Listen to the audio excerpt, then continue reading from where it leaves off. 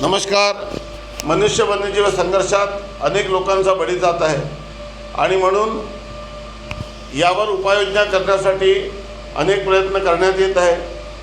मोठ्या प्रमाणामध्ये grassland develop करणे, लेंटिना रिमूव्ह करणे आणि सोबतच अनेक प्रयत्नातून एक प्रयत्न आहे की आर्टिफिशियल इंटेलिजन्सचा वापर करून लोकांना पूर्वी सूचना देणे, अलर्ट देणे आणि एकदम हाय रेझोल्युशन कॅमेरे वन क्षेत्रात, हायवेमध्ये, टेरिटोरियल क्षेत्रात, पेंच प्रकल्पाच्या अभयारण्यामध्ये संपूर्ण ठिकाणी जिथे जिथे गावामध्ये वाघाच्या हल्ल्यामुळे किंवा शेतामध्ये वाघ जाऊन लोकांचा जीव घेईल अशा पद्धतीची परिस्थिती आहे, त्या सर्व ठिकाणी मार्वल जी SPV आहे आणि शासनाची SPV आहे त्या माध्यमातून सुमारे 3 ते 4 कोटी रुपये खर्च करून अत्यंत प्रभावी उपाययोजना माननीय हर्ष पोद्दार, नागपूर जिल्ह्याचे पोलीस अधीक्षक यांनी केलेली आहे. याचा पूर्ण आढावा मी या ठिकाणी घेतला.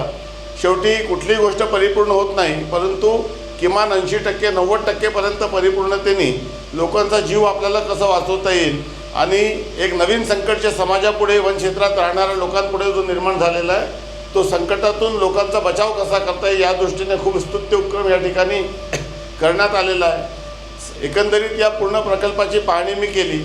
प्रत्यक्षामध्ये वेळोवेळी याचा आढावा मी घेतला की कशा पद्धतीने जे मनुष्य वन्यजीव संघर्षातून जे लोकांचा मृत्यू होत आहे त्याला कसं टाळता येईल.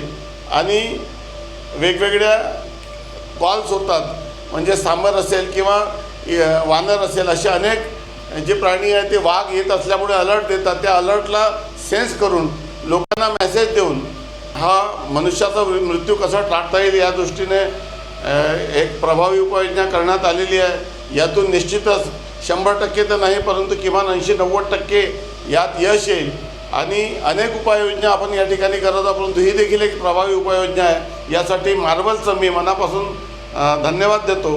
आणि माननीय मुख्यमंत्री महोदय आणि माननीय पालकमंत्री यांनी या कामासाठी आमच्या मागणीवरून एक मोठा निधी दिला आणि या प्रश्नाला प्राधान्याने घेतलं, त्यासाठी मी त्यांचा मनापासून आभारी आहे. आणि मला विश्वास आहे की मार्वलने सुरू केलेल्या या उपक्रमातून अनेक निरपराध लोकांचा जीव आपल्याला वाचवता येईल. एकही माणसाचा जीव वाचला तरी हा निधी योग्य कामी खर्च झाला असं आपल्याला मानता येईल. परंतु मला असं वाटते की अनेक लोकांचा जीव यातून आपल्याला वाचवता येईल.